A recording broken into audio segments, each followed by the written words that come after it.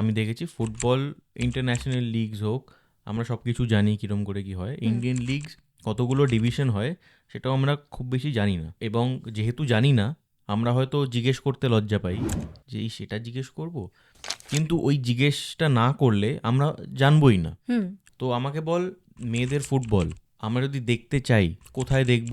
হ্যাঁ, তো তুমি যেটা বললে সত্যি তাই, মেয়েদের ফুটবল কোথায় হয় অনেকেই জানে না।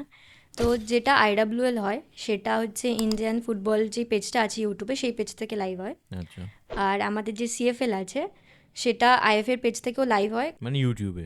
ইউটিউবেই হয় সব লাইভগুলো। দ্বিতীয়ত হচ্ছে যে কতগুলো লিগ হয়, কি ডিভিশন, সেগুলো আমাকে বল। তো আগে কন্যাশ্রী কাপ হতো আর IWL হতো।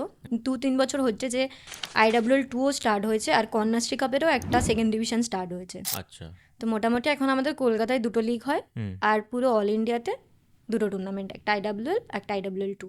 আজকের দিনে দাঁড়িয়ে যদি কাউকে প্রথম থেকে শুরু করতে হয়, তাহলে কন্যাশ্রী সেকেন্ড ডিভিশনটা, হ্যাঁ।